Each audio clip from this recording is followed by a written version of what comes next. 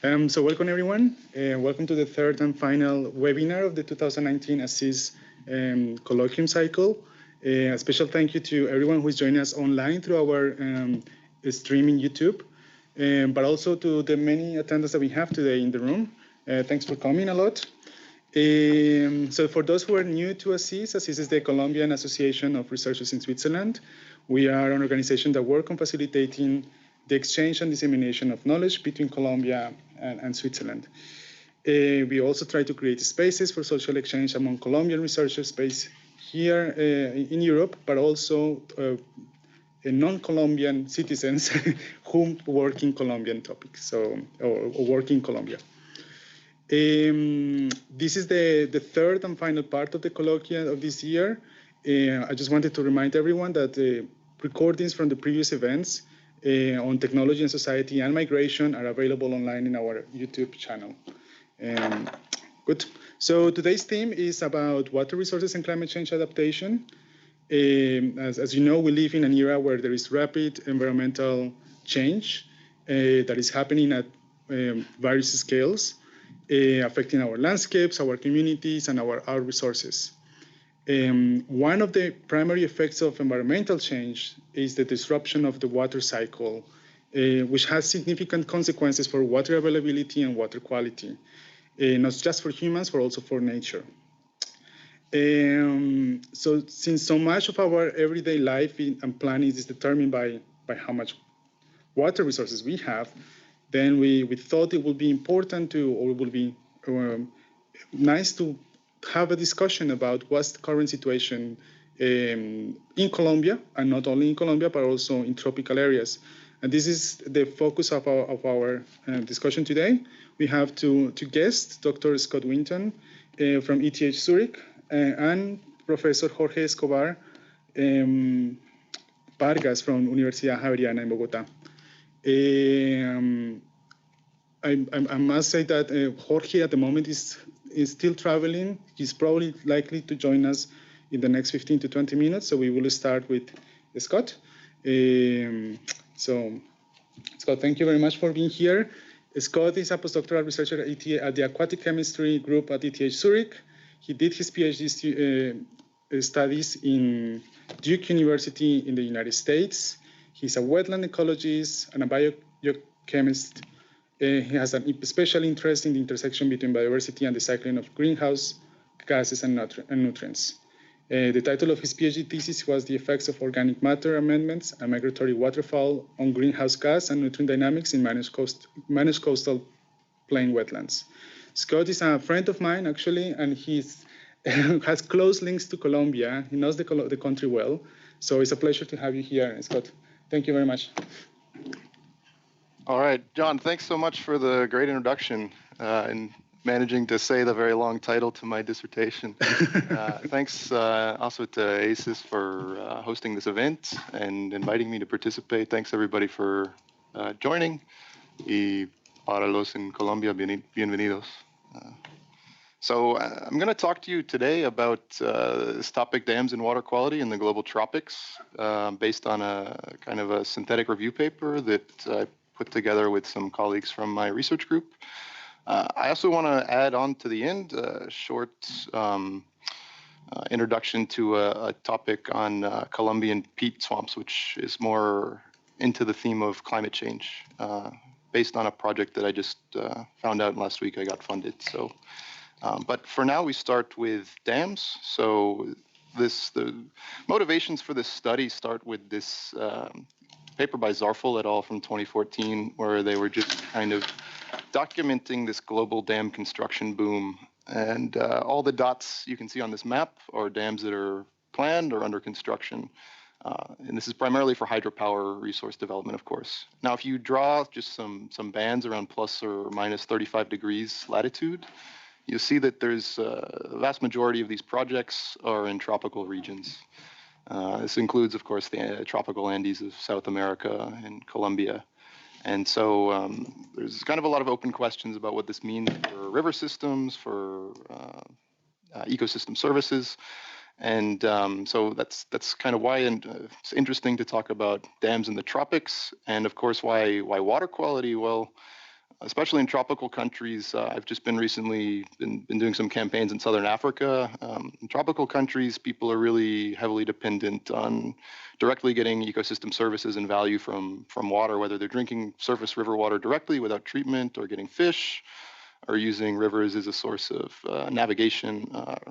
Rivers and quality water and surface waters is especially valuable in tropical countries.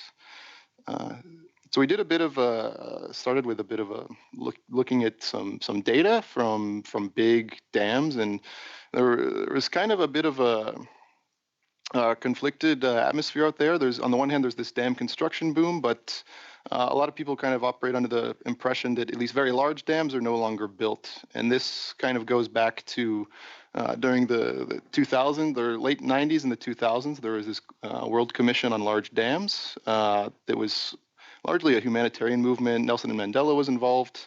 And they just pointed out that these huge dams have a lot of negative impacts, social and environmental impacts. And following this, the funding for these large dams dried up, at least temporarily. So this timeline, it shows starting back from the 1950s, the start of every horizontal bar is when a dam project is started, and the end of the bar is when that project was completed. And so you can see over time how these are the 54 largest dam projects ever built in the tropics. And the threshold here is 10 cubic kilometers of volume. So it's by volume. There's different ways you can measure the size of a dam. But these are the 54 biggest ones in history. And so you can see there was this trough, this kind of black line shows the amount of new projects started in the previous 5 years. So there was a bit of a dip around 2000 where actually it stalled completely.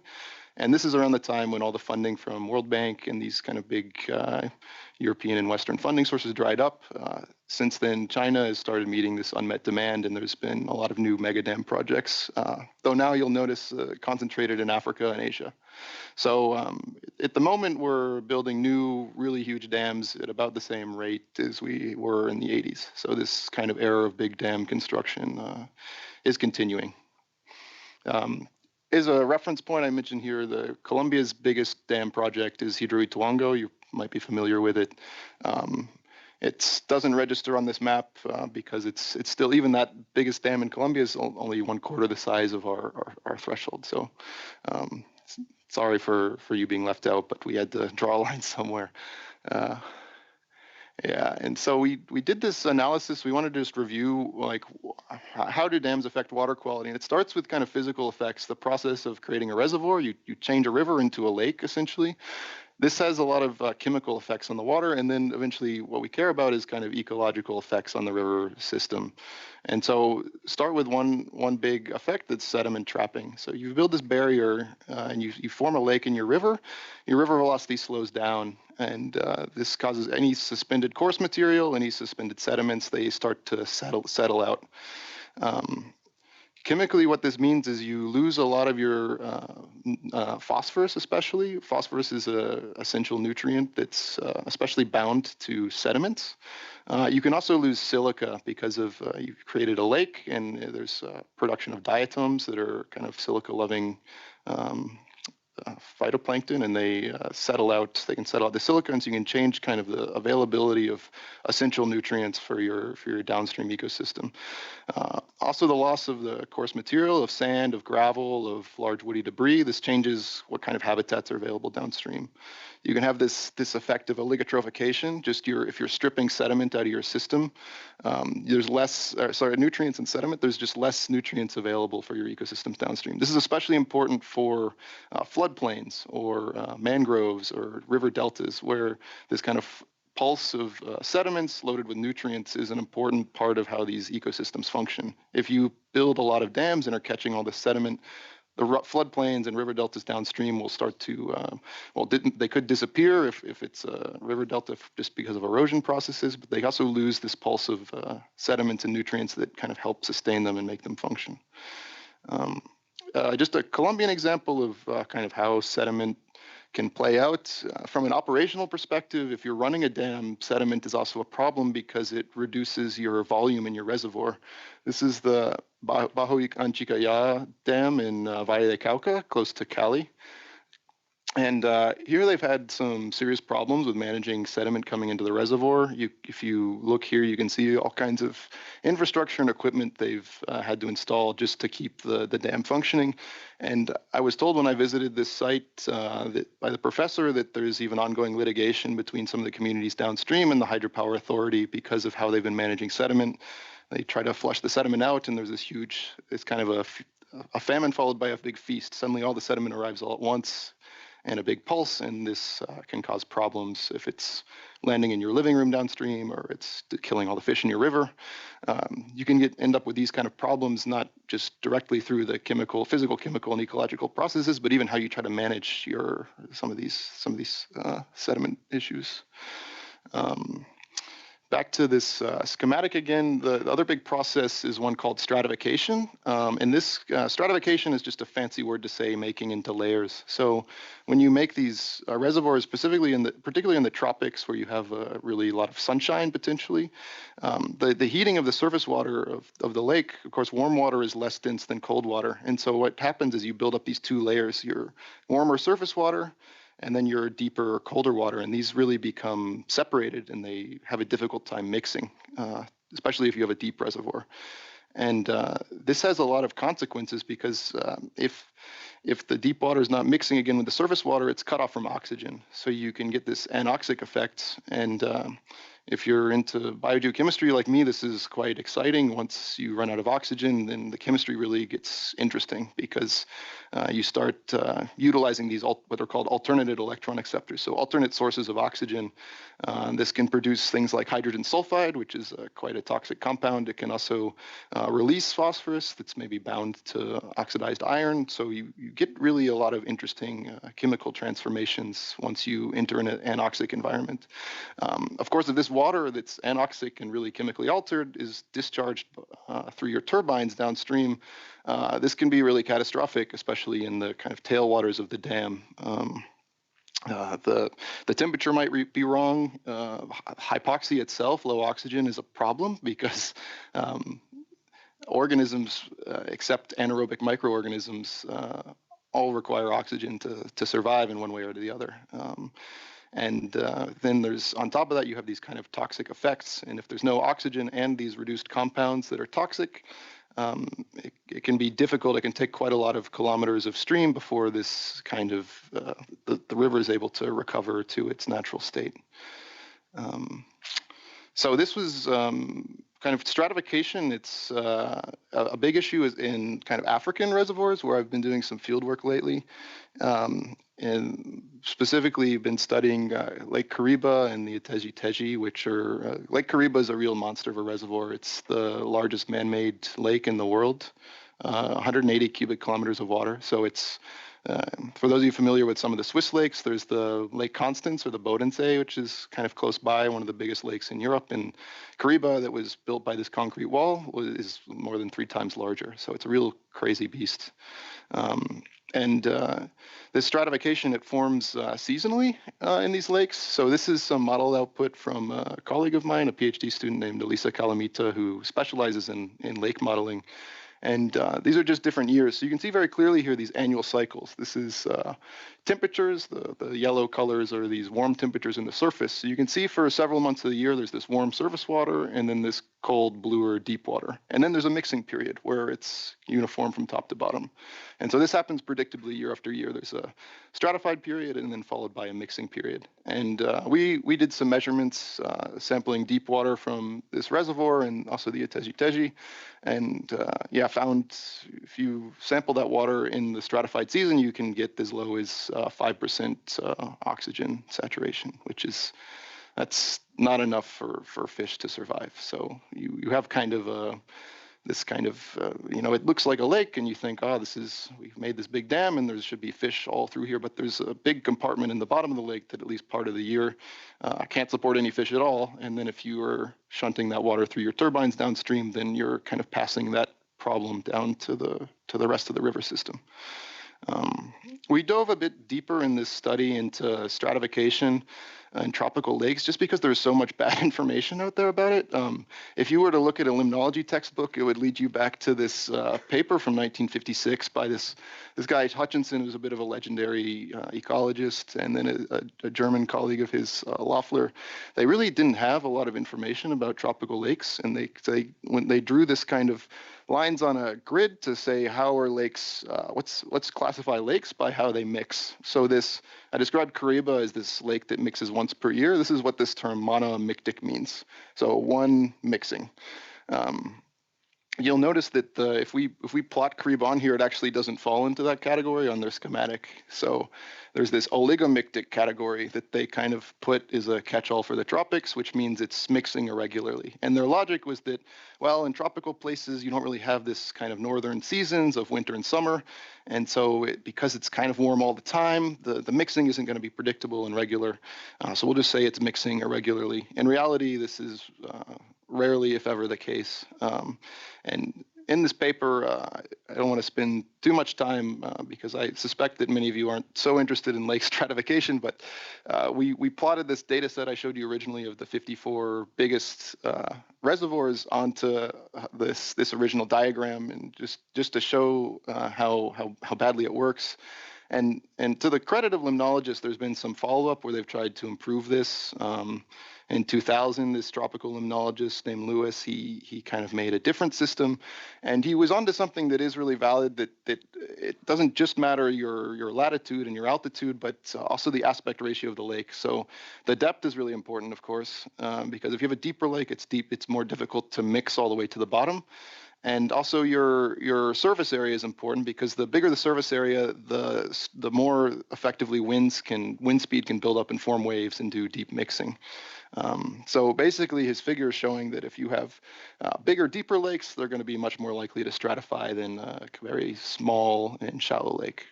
It makes sense, but still it's again this kind of drawing lines on a diagram, not based on any mathematical formulas. And we plotted the data again and found lots of errors. So if you want to read more about this topic, we published this paper this spring in Biogeosciences, and it's open access, so no matter where you are, you should have no trouble looking it up. And I want to mention also, just to focus on the ecology side again, my background, as John mentioned, is a bit in wetland ecology, and so I'm also a bit interested as a follow-up in kind of applying some of this framework to Colombia, and a bit trying to understand how prevalent these water quality effects are, and then also how they impact aquatic ecosystems. Because there's really not much information available on this topic, especially in Colombia. In fact, I haven't been able to find much at all. So I wrote a proposal actually with the Nature Conservancy and with University of Antioquia, and actually we got some collaborator from ANMA, which is the authority, the environmental authority of Colombia, that is actually managing all the environmental impact assessments for all hydropower projects. And I just got an email today from the funding agency, and they said they really like our project, and it's maybe they're going to fund it, but they have we got way more applications than they thought, so they haven't made a final decision. So but anyway, potentially I'll be starting this project in Colombia starting in February. So if this is a topic that's of interest to you, please let me know, because it's something I hope to be developing shortly.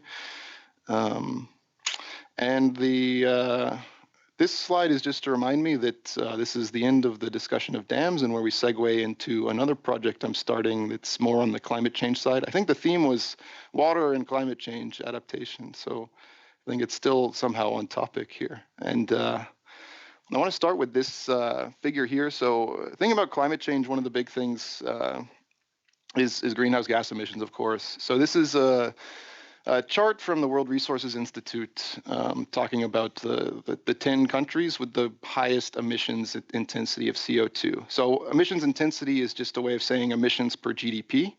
So in a chart like this, places like Japan and Europe do relatively well. They're high emitters of CO2, but they have a high GDP. So they're producing a lot of greenhouse gas, but at least they're doing some economic activity with that greenhouse gas emissions.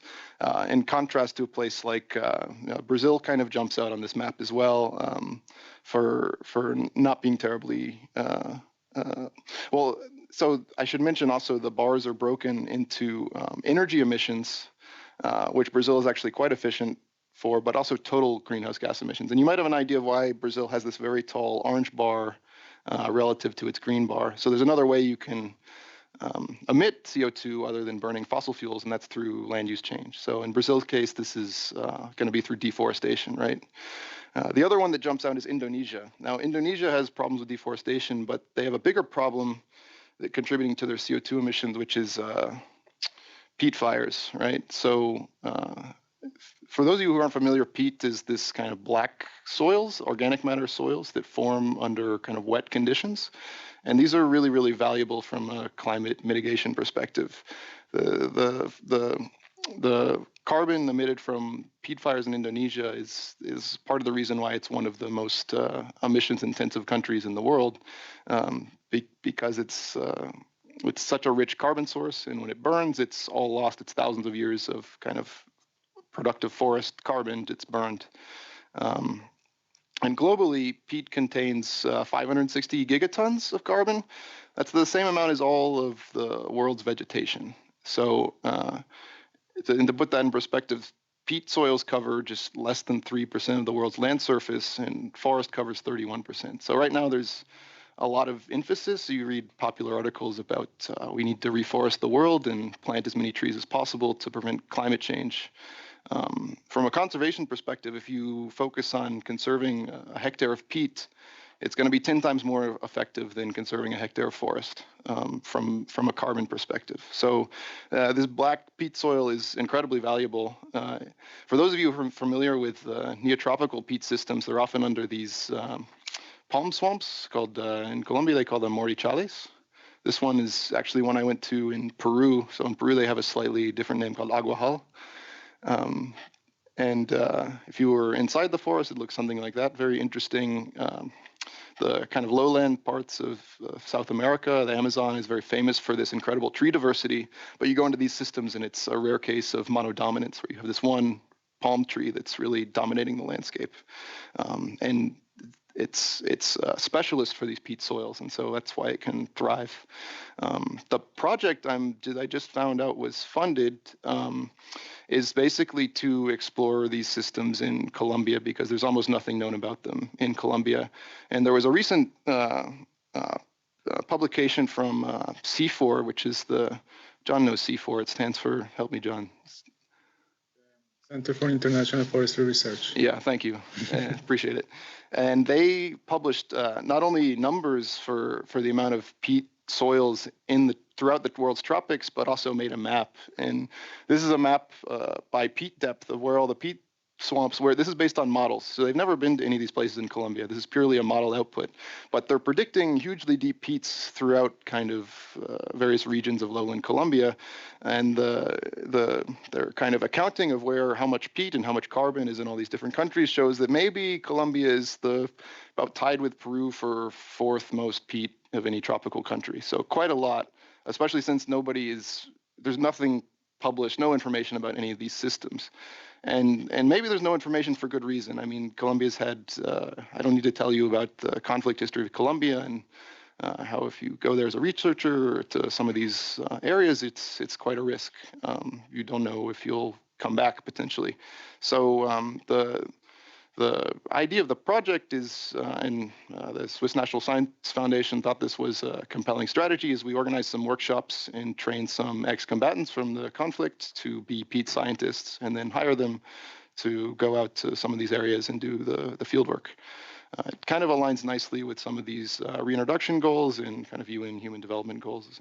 So this is something I'm going to be implementing starting in February, and so I'll be in Colombia most of next year working on this. So again, if you don't like dams but you like peat swamps, or please talk to me, because we'll need to build up a lot of new collaborations on both of these topics. So yeah, please don't be shy. And that's the end of my talk. I'll leave you with these capybaras, and thanks so much for your attention.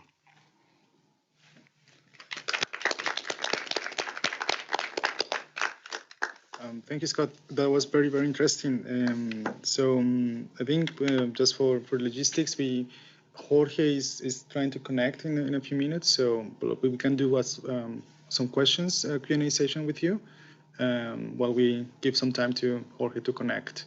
So I'm going to open the floor for questions. If there's anyone in the audience or online who wants to have or to give a question to Scott, just raise your hand or speak. Yeah. Otherwise, I have.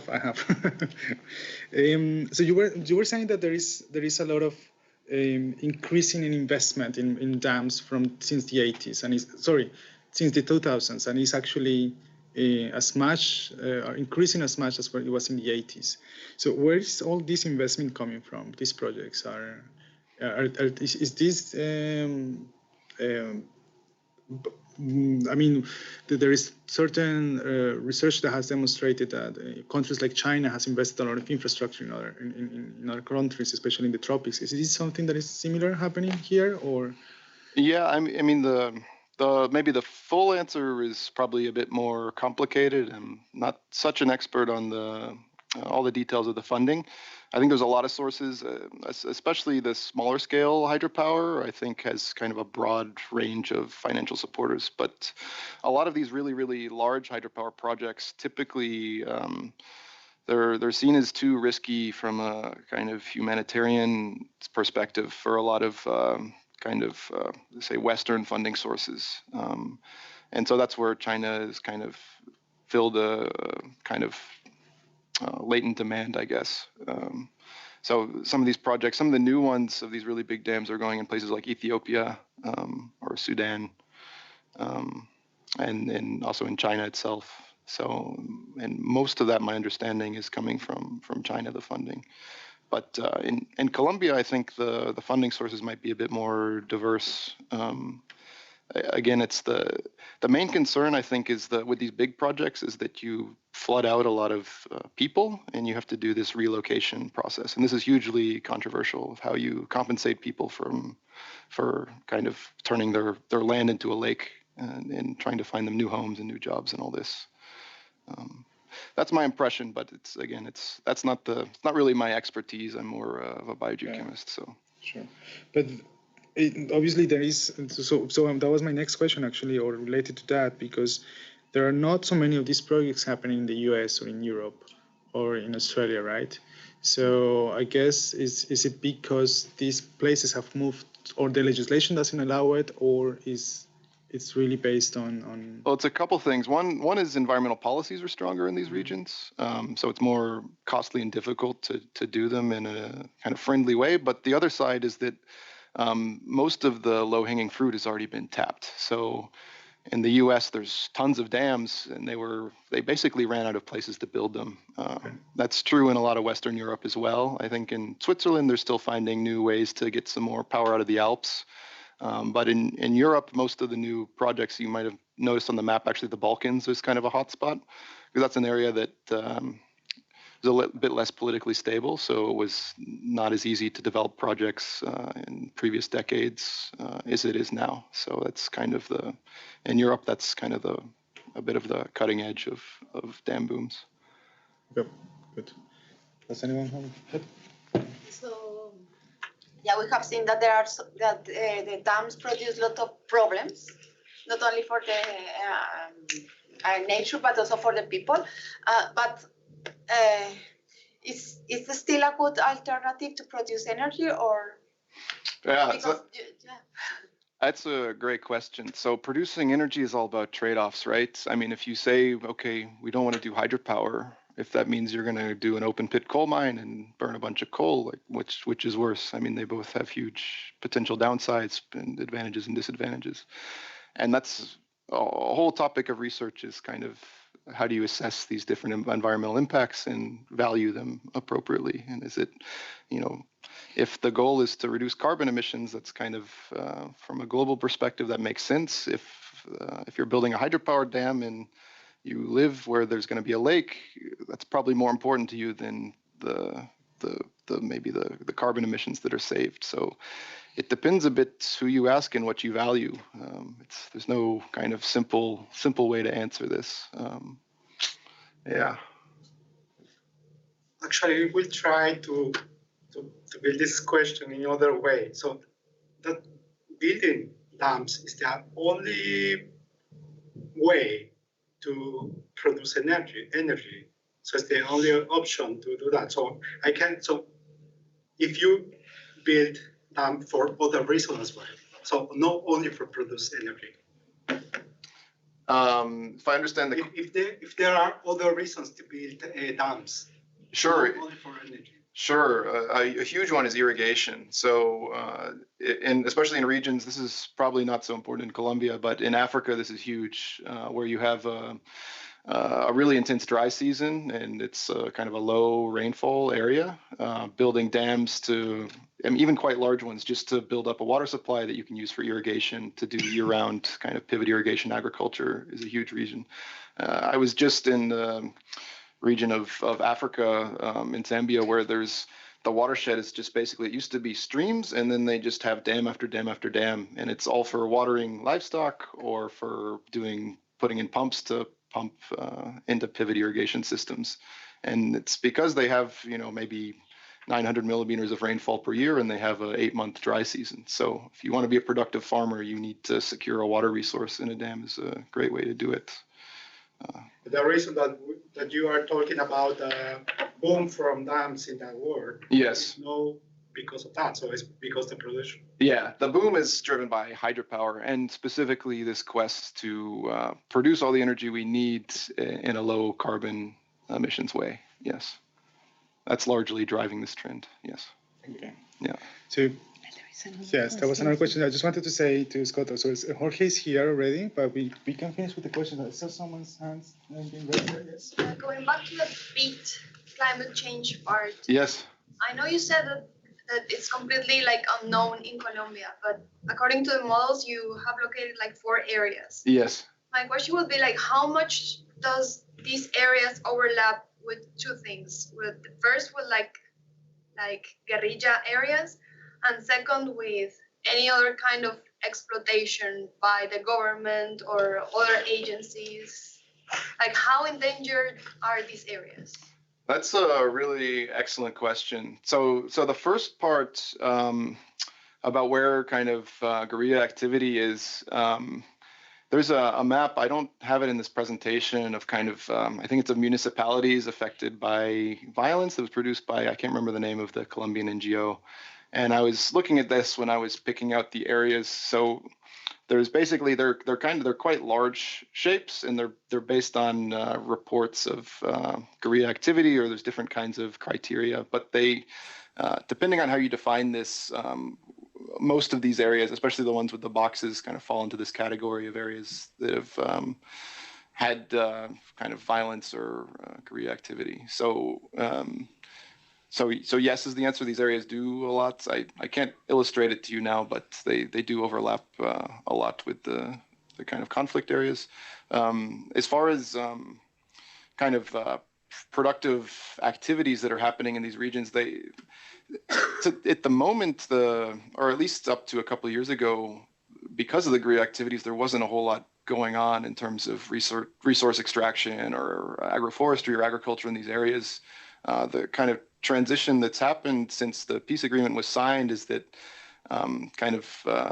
suddenly, at least according to the reports I've read, deforestation has gone up, especially in the Amazon region, because suddenly it's a bit the Wild West. There's no longer kind of FARC in town to lay down the FARC law, and so it's kind of, you can come in and clear some land and do some farming. There's not somebody going to come by and ask you to pay the vacuna, or it's a bit.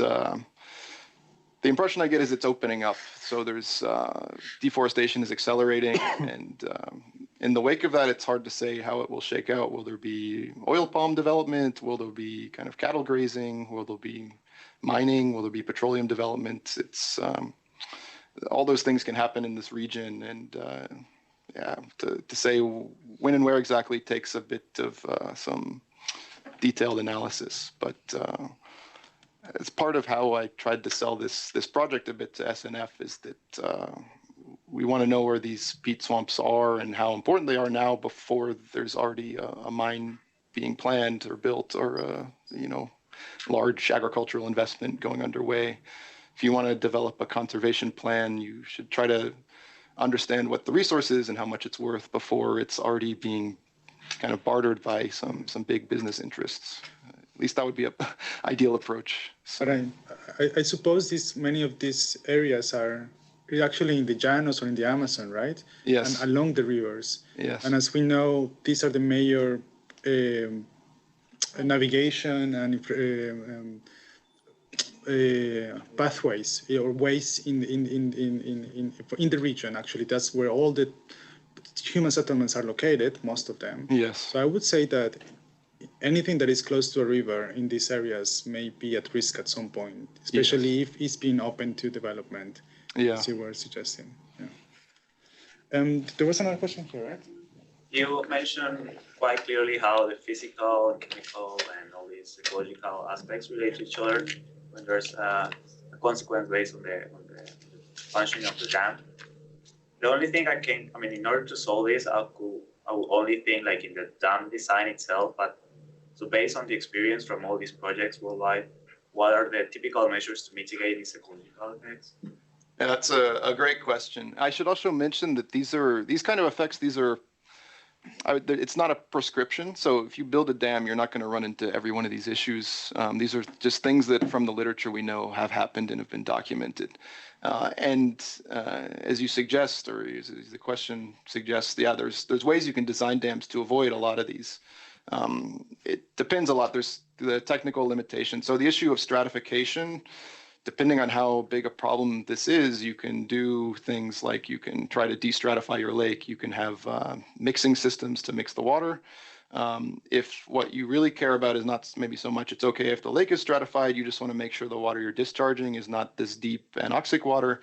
You can have kind of a variable intake where you can control what level the water is coming from in the lake. And that way you make sure you're not putting this purely deoxygenated water downstream, but maybe a bit of a mix of surface and deep water, so the temperature is more or less what it should be.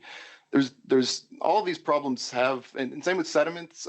You can, unless it's a really huge dam, you can implement these kind of sediment bypasses so that the sediment can be flushed around through like a tunnel. All these solutions are possible. They all cost money. However you design your system to try to mitigate these problems, there's always a trade-off in terms of cost, and the more complex your design, the more it's going to cost you, and maybe you're losing some efficiency. So there are ways to do it, but you have to be aware of what the problems might be, of course, to know how to design to avoid them. Yeah. Right, good. Is there any other question? No. Okay, thank you very much, Scott, and that was great, and thanks for coming here today. So we have Jorge Escobar Vargas. Hola, Jorge. Can you hear us? Yes. Can you hear me? Yes, we can hear you well. Welcome. Okay. I'm glad you made it safe to Bogota. Yeah, I just arrived from Florencia. Very good. You're in the baggage claim. Okay, that's great. Yeah, I'm in the airport. Yeah. Thanks a lot, Jorge. That's great. I don't know if you can share us. Do you have slides or? Yes. Give me 1 second. Okay. I'm gonna share the.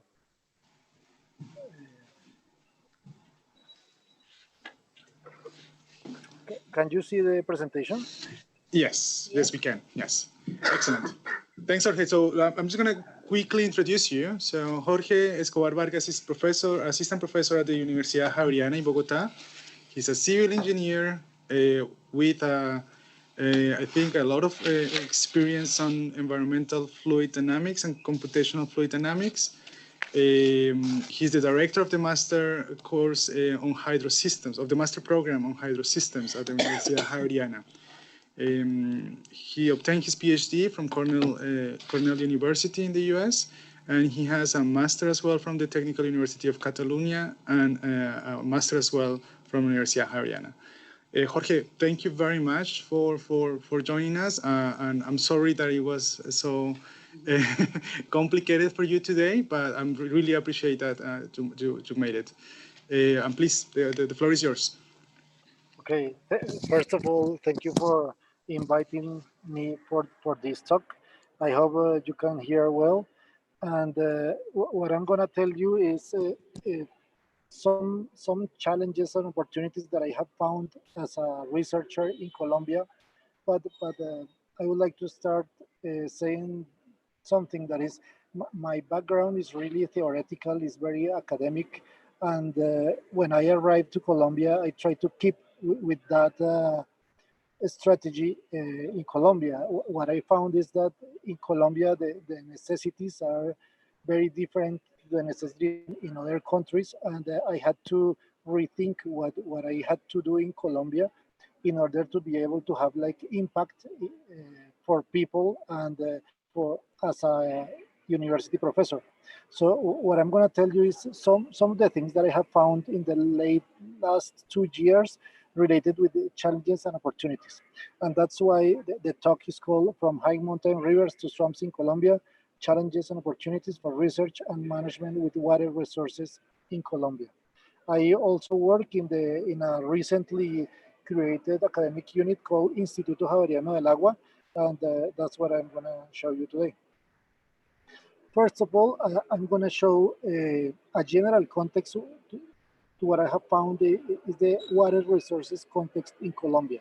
After that, I'm going to show some experiences that we have had in the regions, basically in the north part of the country and in the Amazonian region. After that, I'm going to show the opportunities and the efforts done by the Javeriana Water Institute with these type of problems. Okay, as I assume most of the people in the room are Colombians, and there are some others that are not Colombians, and some others that they know Colombia. Well, this is Colombia, as all of us know. Colombia is full of rivers, wetlands. We have a very interesting region around here in the north part of Colombia. Is called La Mojana, that is like a big wetland. We have also in the high parts of the mountains a lot of paramos, and we have a very big area that is almost half of the country, that is the Orinoquia and the Amazonia. All of these areas have problems, extreme events such as floods, flash floods, debris floods, droughts, and many other things. Along with that, we know that there are several biological studies in almost most of the country, several anthropological studies in most of the territory. But if you check in terms of water resources, there are just some hydrological studies. Most of them are focused on the Magdalena Cauca watershed. And we also have very few projects from the hydraulic point of view. What we have found recently is that we had very few integral studies related with the water resources.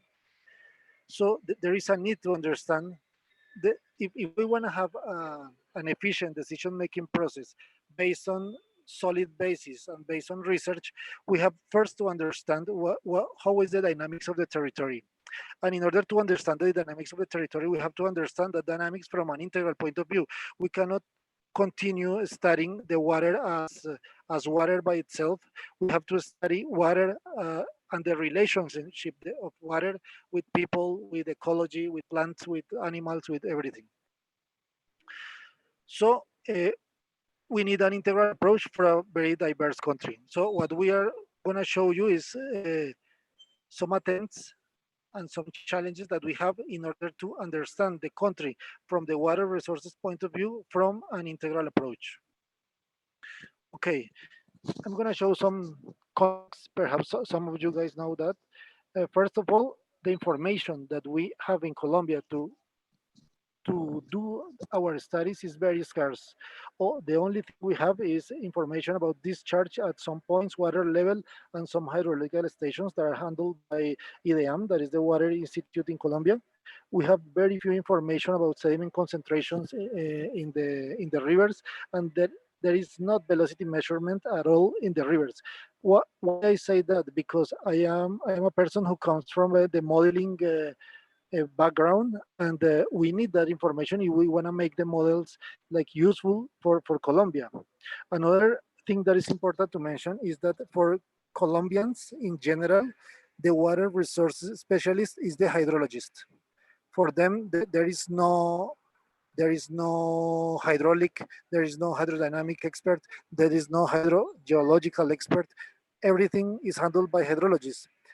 And as I will mention later, that is a big problem. Why? Because then everything is handled from the watershed or basin point of view. As most of you know as well, there is a lack of human resources in terms of the governmental institutions. So there is good people, there are good people, but most of them, they are full of projects, so they cannot be focused one project by themselves. Another problem that I have found for this context is that, and now that I just arrived from La Macarena, it's like we have two Colombias.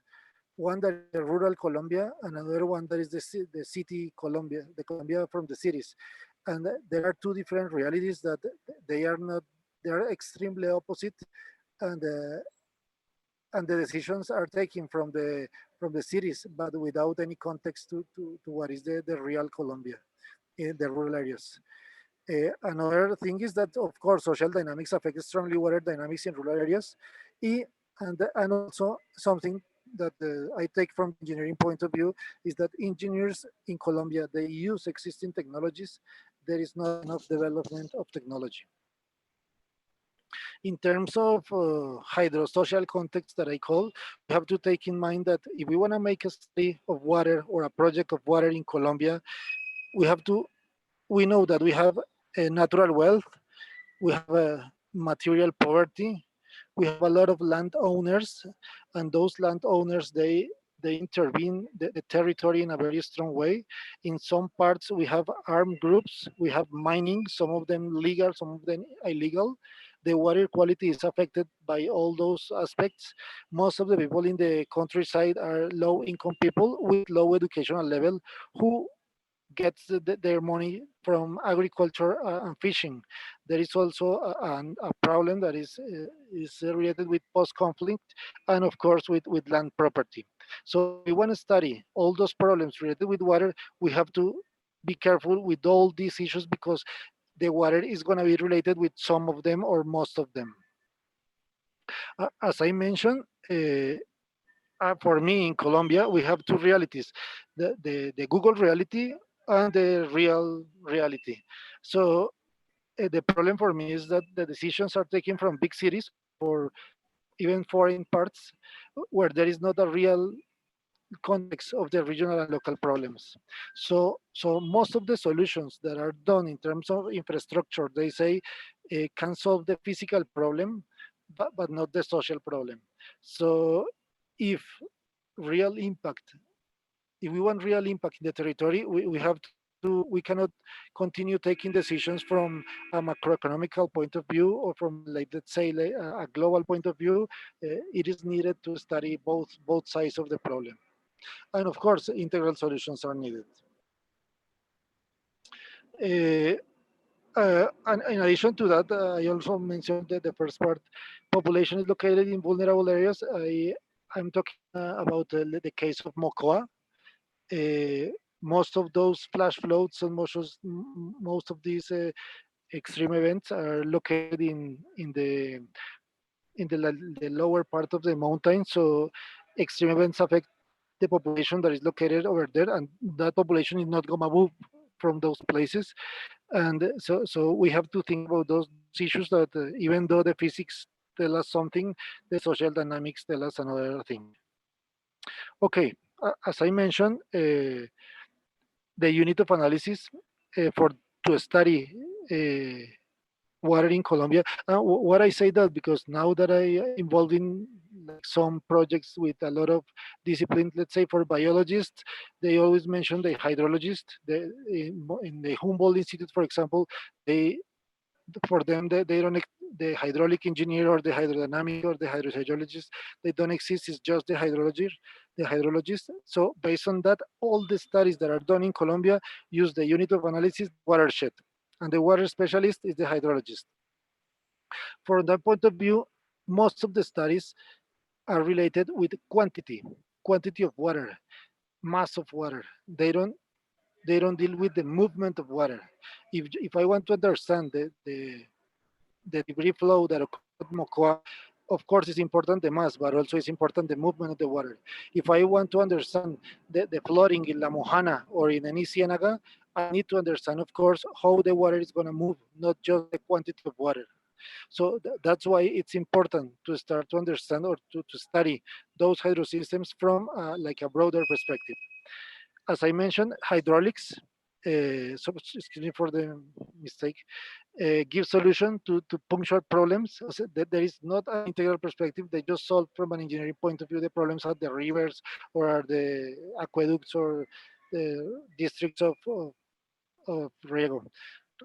There is the integration knowledge is viewed as the addition of several inputs coming from different disciplines. There is not, I don't really know if there is a study where a really like integrated approach where that the addition of several disciplines is done. So I need again I'm going to be very persistent with this idea that a need for integral solutions is identified for several institutions, but there is not a defined way to do that. We are in the way of trying to get how integral or how the integrality can be handled from our side, from Colombia. And something that we have done at Javeriana is following. We found a lot of sweet information. So, and not all the information is useful for all purposes. So, and we need information to do our project. So if there is no information, we go to the field and take the information. So let's say, I can say from 2015, we are doing massively field campaigns to get information for our projects in order to get that data that we need to do the models and to take the decisions. So that's not a problem anymore for us. Okay, I'm gonna step that and I'm gonna start talking about some problems in detail that we have worked with. The first one is a region that is called La Mojana. I don't know if I assume most of you know where it is. Is located in the like the yellow oval is shown, and on the red part of the slide you can see the area. This La Mojana region is extremely interesting because it's like a huge wetland that serve as a, in terms of water resources, it serves as a dumping area for like high floods coming from the Magdalena River, that is the river that you can see on the right, the Cauca River that you can see in the middle, and the Jorge River that you can see on the left. So it's a region that constantly like expand and contracts, and it has a lot of water. It's not the water what is important over there, is a lot of the ecological aspects that make that region really interesting. But I can study that. What I do is I study the region from the hydrodynamic point of view. I am really interested in how is the connection or the river ciénaga interaction, because this place is full of ciénagas. I am really interested in the sediment dynamics, but also I wanna. This is a like a aerial view of the area. You can see that it's extremely complex. It, we do not know how is the dynamic of the groundwater in this area, and this is how it looks in dry season. Let's say February or March. What you can see is what we call like a potrero, but that area in, let's say, in October is full of water. So we can start thinking about a lot of problems in that area. First of all, the use of cattle in that area. A lot of landowners, they build dikes in order to stop the movement of the water and gain the rain out of the ciénaga.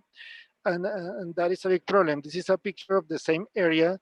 How it looks is an extremely flat region that you can see that 10 centimeters of water covers a lot of like square kilometers in terms of that. And of course, because that water comes from the river, usually it has a lot of nutrients. And in these areas where the fish grows and then go back to the river to reproduce. So it is very important in terms of that dynamics. We were there doing a project trying to get like finding boundaries for let's say for the properties of landowners with the Agencia Nacional de Tierras. So it was a very interesting problem. So and as well, I don't know if you have seen the 20,000 bill from Colombia. As you can see, this is a picture I took like 2 weeks ago when we were with Museo del Oro finding those camellones and cenus indigenous.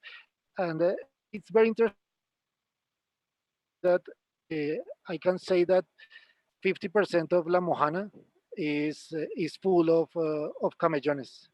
And the problem is that people nowadays, they have no knowledge about camellones, and there is no relationship between camellones and the actual economic activities in the region. We were in several caños, in several cienagas, and what we found was a lot of these type of figures out of that. So that's something that make you think like, what is the relationship that this area has with history, and how valuable is this for Colombia? For me, when I saw those pictures, what I found was that the biggest engineering thing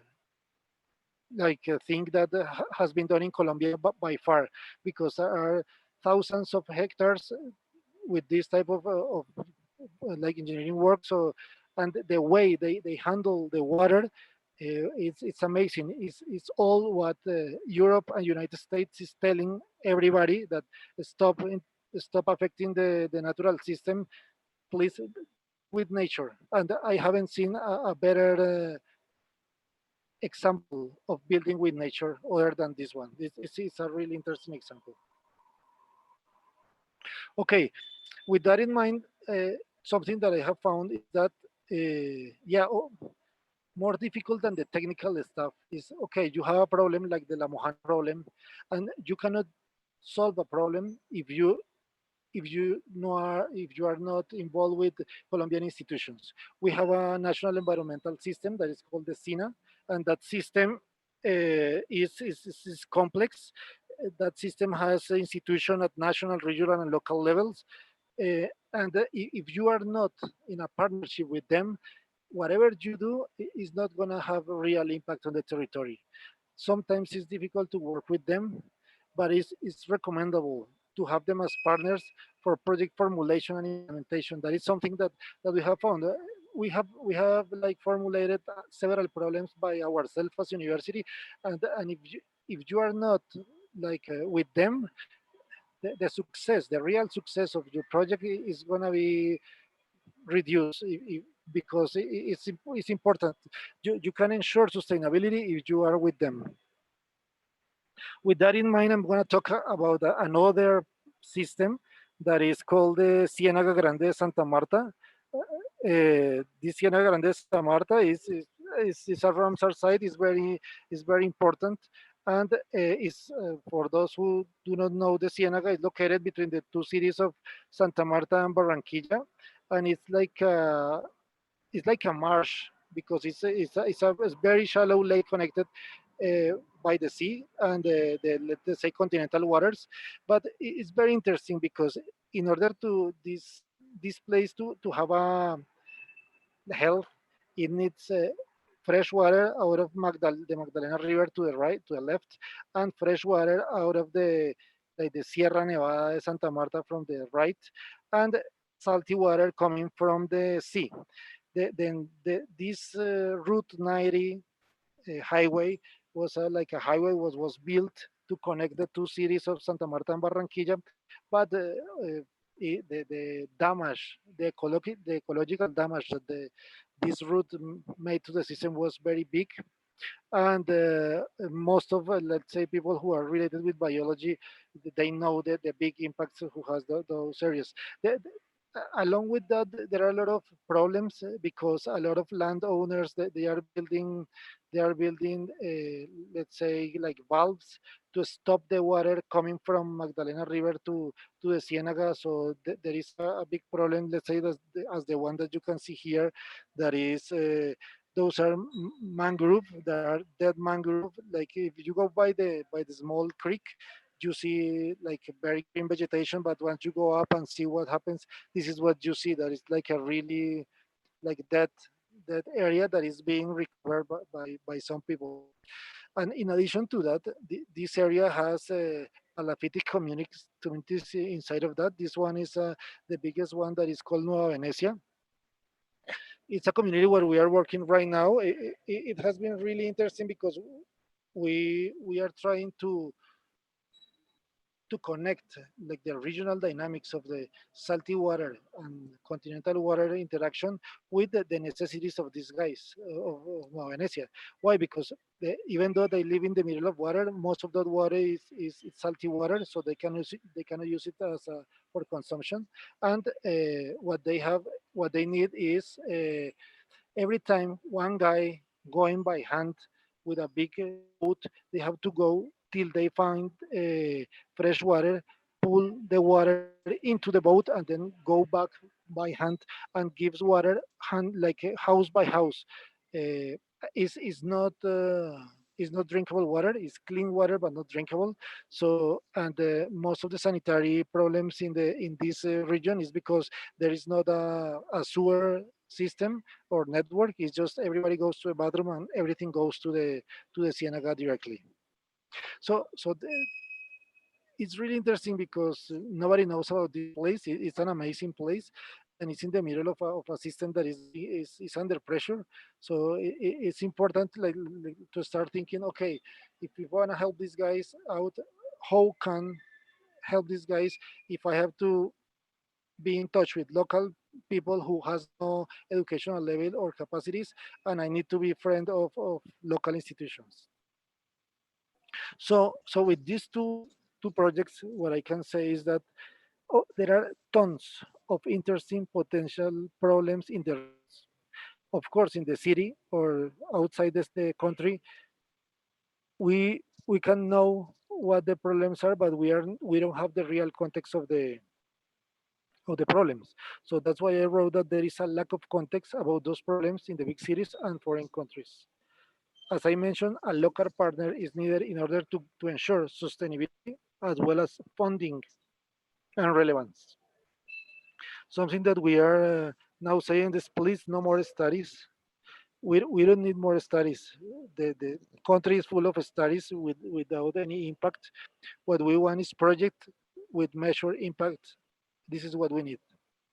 In order to get those projects, we have to take into account that in the regions, there is no capacity to formulate projects in areas. So if we want to formulate a project in the areas, we have to do that in a partnership with a local institution who do not have capacity. What it means that is that there is a technology transfer.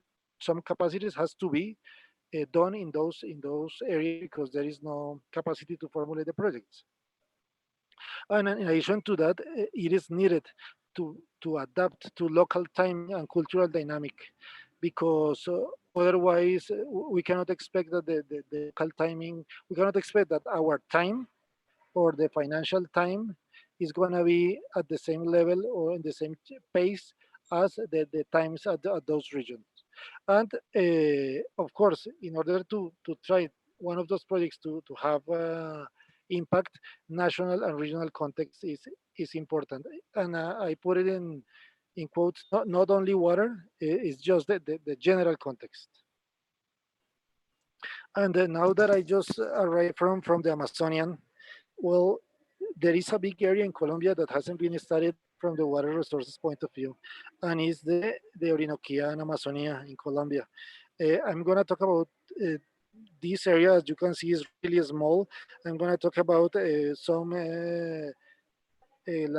exercise we did with an early warning system development design for Mocoa, and some things that we have done in the Guaviare region with a place called Raudal del Río Guayabero, and some things that I just wrote out of this trip from La Macarena, Zona de Distensión, San Vicente del Caguán, and Caquetá, Florencia. And the first thing that I can say is that the information about water resources in this area is almost zero. So if we want to go there, we have to take into account that it's going to be, it's like a virgin territory in terms of water. It is intervened, but we have no information at all. So if we want to go, we have to measure and start monitoring the system because there is no information at all. This is a picture of the first visit we did at Mocoa. This was one of the 5 neighborhoods who were completely destroyed after the avalanche. You can see the size of the blocks. You can see the bases of the houses in many of the parts. In the city, before I traveled to Mocoa, I never imagined like the magnitude of these events, and the magnitude of the rocks, and the velocity at which those rocks could hit the structures. And this was the rock. This is one of the neighborhoods. This is one of the rocks that we found in Mocoa. It had 9 meters wide, 5 meters tall, and like 4 meters long. So it is a huge rock who was traveling around at 40 kilometers per hour in the middle of a neighborhood. So of course, any house who was in front of this rock was completely destroyed.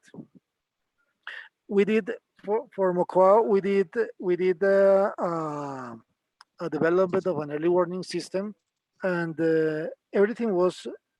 What I'm gonna say, I'm not gonna mention anything technical other than we did that with the National Unit for Risk and Disasters. They told us to do the analysis with some tool that they have used. We did okay. That tool is not the best tool. Why don't let us try with another tool? They told us not. So what we did by our own means was we used 4 different tools. One of them was the one that they say, and we had to go to several meetings to show them that if you use several tools to solve this type of problems, the solution can be done in a better way.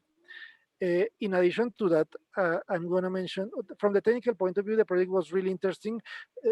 And was as interesting that the Javeriana won like a national engineering prize for doing that system.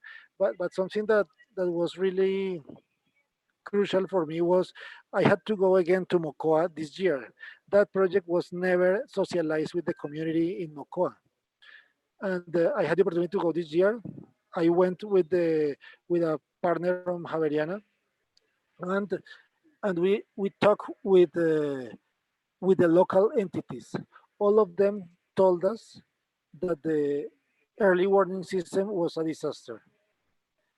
And the same day, some professors from Javeriana were getting the national prize of engineering. So I started to ask what happened. So the problem was that it was not a good technology transfer. Local people, they have no idea of the system.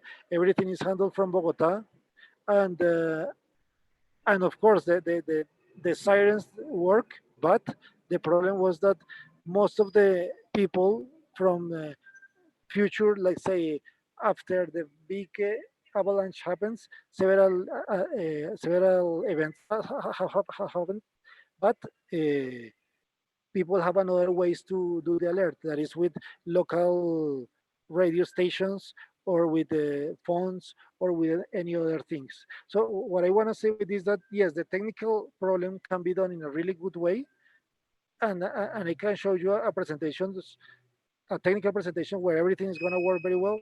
But the problem is that sometimes that technical part with the original part is not working very well.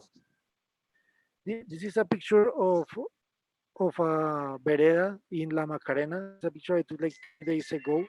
You can see the rivers that they have. You can see this is a spring well they have where they get the water. In that area, I have never been before in La Macarena. It is an area full of full of water, full of groundwater, and they don't treat the water.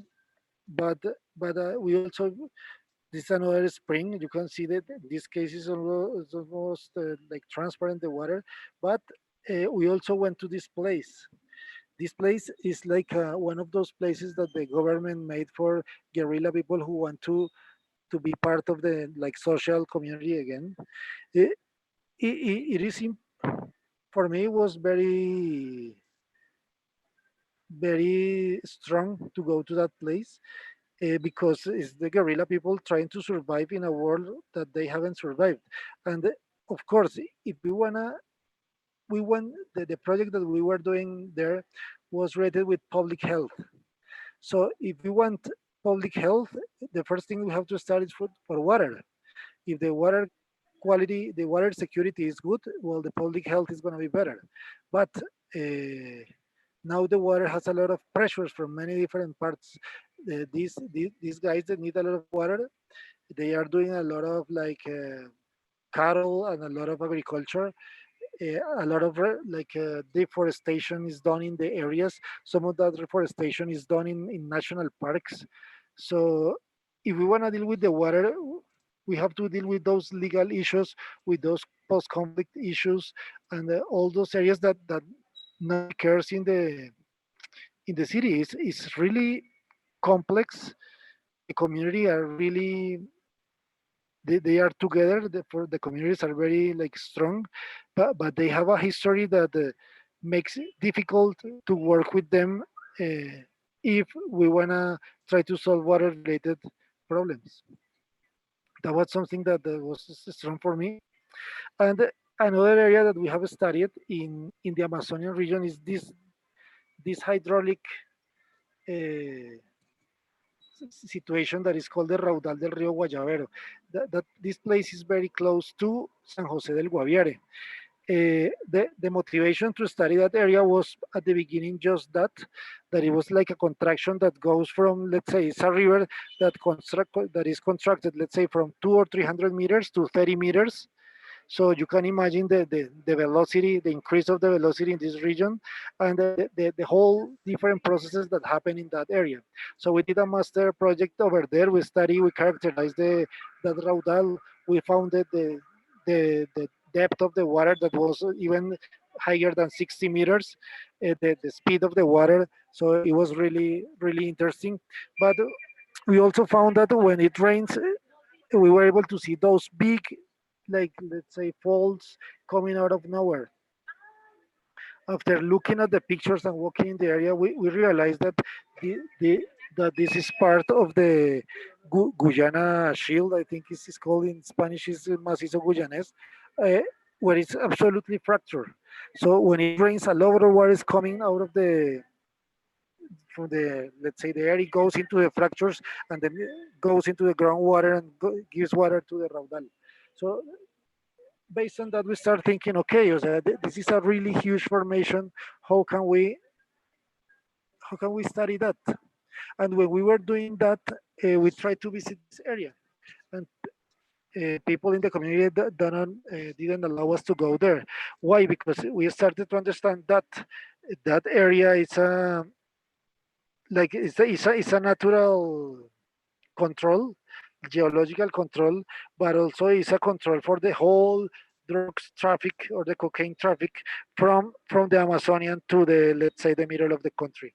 So everybody who goes here, if you pass by a boat here, there is a house here. Tell every If you pass by here, everybody in the Amazonian knows that you are there, and you can have problems. Like we were trying to visit this area for this year, and they do not allow us to go there. So let's say what I am telling that because I did a study of the hydrodynamics of the raudal. It's very good. We characterize completely that from the hydrosedimentary point of view, but that is not the problem. The problem is that it is a very crucial part for the whole social dynamics in the area. And what we have to do now is try to connect that water dynamics with the social dynamics in that area. With that in mind, I'm just finishing the talk.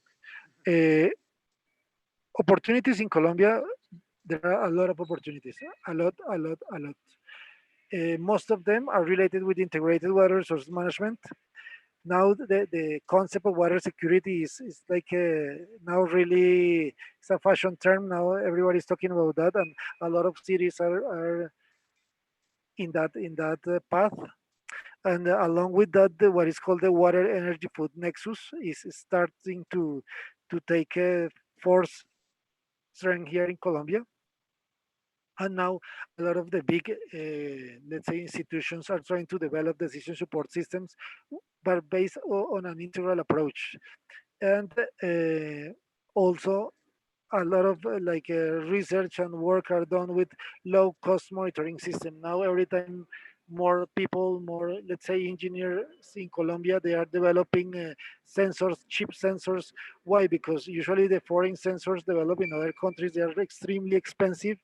If they are damaged, well, you have to send it back to the home country, and can it take 3 months? If you use like a local sensor, it can be designed for local necessities, and it can be repaired. So now we are trying to do all those things. And just to finish, what are we doing at Javeriana Water Institute? We are studying the impact of hydroituango in ecosystems, ecology, and hydrodynamics. We are designing a tool to find flowing bodies in rivers. This is with a institution called Equitas, who wants to find like bodies of dead people in rivers. We are designing the hydroclimatological monitoring system for Gaira. Most of you know that Santa Marta has a lot of problems with water. The environmental flow rate for Bogota River, and with the geological survey, we are doing a guide for flash floods and debris flows in Colombia. I think with that slide, I finish. I hope it was not. I prepared the presentation very broad. I didn't write any equations or that because I am really equations type of guy, and all that I wanted to show was like a perspective of how I see the water resources world in Colombia. And thank you very much. Thank you. Jorge, thank you very much. That was a great summary and gives a very good picture of the research that is going on around water resources, but also the situations, the context in the country. And I think it's a great starting point for talking about collaborations and opportunities for research and impact-driven projects. Thank you very much, Jorge. I'm just going to open the floor for questions. We don't have much time, so we will try to limit for 10 or 15 minutes. But please, if anyone has any questions? Yeah. In this project, you say that you can't ensure sustainability. Is he here? Yeah. Are you listening, right, Jorge? More or less, not very More well. or less. Just try to. So in this project, you are saying that you can't ensure sustainability without SINA, the system, the national system of environment, right? But what about farmers, local community? How you involve local community? Because you need, national institutions, but you also need community agreeing with what you are doing. But I don't know if I didn't see No, any yes, presentation. no, perhaps I didn't tell the concept fully developed, but it's what you say. You have to be like in a partnership with, like, let's say, governmental institutions as well as local institutions as juntas de acción comunal and all those things, because if you are in a partnership with let's say with Invemar or with IDEAM, what you do is going to be good, let's say, for information, but it's not going to have real impact in the communities. That's why what we are doing now in Javeriana is we are, let's say, what I was doing in Amazonia, in Florencia, was like doing a, like, for the project of public health. but that project has been run for let's say two or 3 years. So the university has a well-known like history in the territory. They know the leaders, and they know the people. So we have like some gain work in that regard. I agree with you. If you don't work with local communities, the impact is not going to be good. Well, thank you very much for your presentation. You have insisted a lot in the necessity to look and to approach it from an integral perspective. And you mentioned something about a social dynamic, no? And for me, I would like you to explain a little bit briefly what do you mean exactly, and which are the trends, and if you observe some differences between rural areas, rural landscapes, and cities, city landscapes in this regard? Okay, I'm gonna answer with like two like situations that have happened to me. The first one is, well, first of all, I'm an engineer, and I work with engineering timing. Engineering timing is I need to do that in 2 or 3 days. And I'm sorry for everybody what I say. And engineering timing is the rivers are public, so I can go into a river or I can go into a ciénaga without asking any permission. That's the engineering timing. So one situation that happened to me. The first one was I am doing let's say a work with an anthropologist in a ciénaga close to Mompox, and I had time to go there in Semana Santa, in Holy Week, and yes, and then I prepared everything. We went with the students, and the anthropologist told us, "Don't go in Holy, don't go in that day, don't go." And we were there. Of course, everybody was in like a celebration because apparently that week is more important for them that like Christmas, and nobody helped us. We were not able to do anything because we were not able to adapt ourselves to the local timing, to let's say the dynamics of the people in that area. That is an example of what can happen if you don't open your eyes and see how people, what is the rhythm of the people in those areas.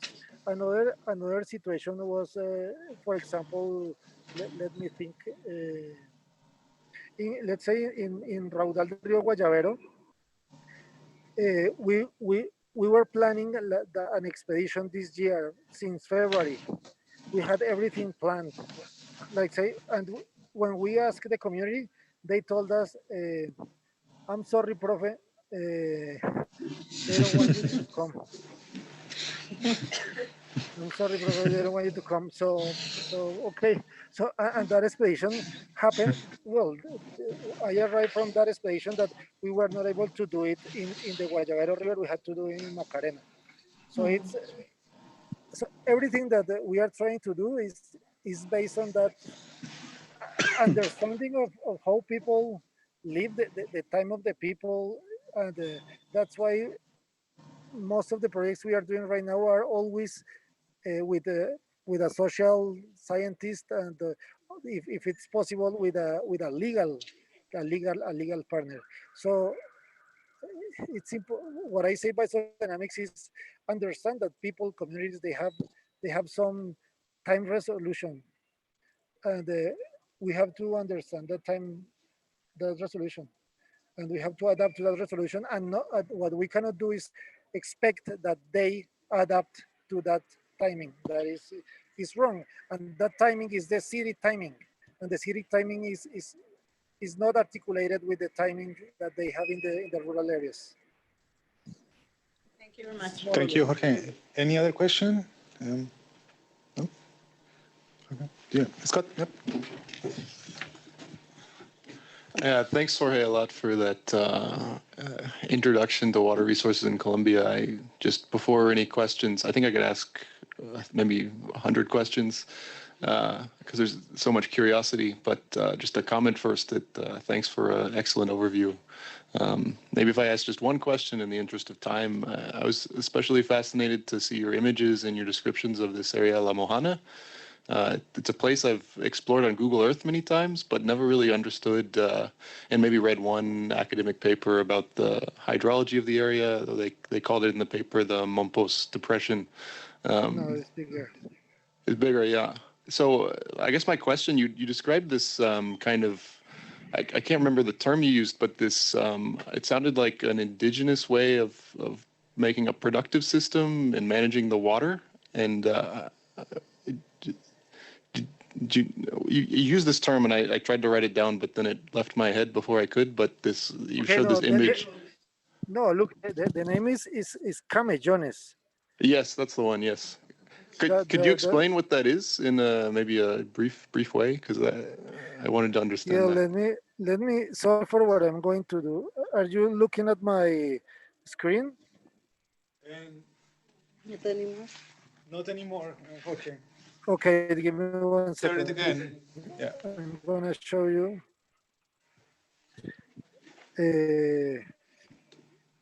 Well, first of all, that is like that area has been always like a dumping area where there is a flooding area, a natural flooding area. But give me 1 second. I'm opening something. And that area, it has been from the archaeological point of view, it has a lot of interest because like for several, let's say from the year 1000 before Christ was full of like indigenous people who were working, like the community is called the Senu indigenous community. So it has a lot of, let's say, archaeological value. I'm going to start sharing the screen again.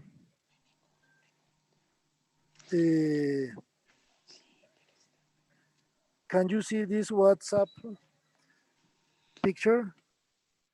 Yes. Yes. This is the back part of the 20,000 Colombian bill, and as you can see, it is there in the bill, and it is called the pre-Hispanic hydraulic system from the Senu indigenous community, and that was a system that they built to play or to deal with that flooding, and it was a system who was done to take advantage of, let's say, the upper parts of those camellones that were used to build houses and to crops during the, let's say, flood season, and in the drought season they use the lower parts of the camellones for crops. They also use that area for let's say their livelihood, for the livelihood. I don't know how to say it, and but the thing is that several centuries ago, that apparently due to climatic aspects, that those communities disappear, or they moved out of that area, and now the Gold Museum wanted to start studying that. Why? Because they are they are designing the new Gold Museum from Cartagena, for Cartagena, and they want the main like the whole let's say, how to say it? Let me think the word. The whole protagonism is for these type of things. Yeah, was for this hydraulic system. So nobody knows what that system is. Nobody knows in the region knows about that. If you go and talk to the people, they don't call it camellones. That's the first thing. The camellones is a word for anthropologists and for the Gold Museum. If you go there, the word is lomerío. They say lomerío.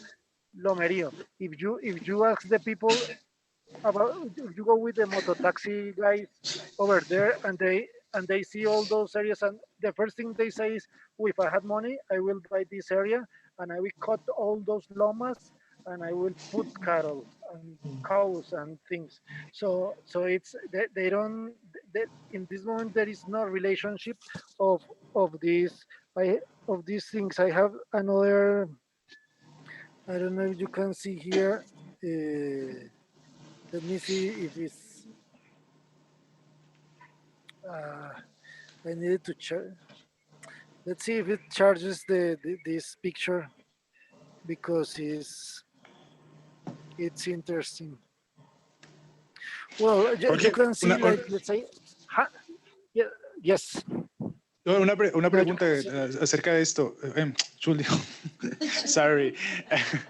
Just a question about this. So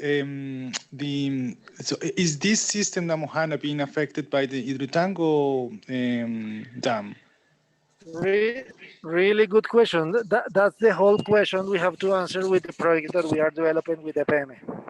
Where is the impact of Hidroituango in the, let's say, the dynamics, the ecological dynamics in La Mojana? That's the whole point. And to do that, we are, let's say, we are handling or tackling the problem from 3 different perspectives, from the, let's say, and from the socio-ecosystemic perspective. And we are trying to develop a couple tool that integrates that water dynamics, those floodings and drought events, with the social dynamics that is going to be obtained via a very, let's say, costly survey, and as well as all the information that EPM has about the fishing and everything in the area. The area is fairly big. It goes from the dam in Ituango till Magangue. So it's a 2-year project. We are now in the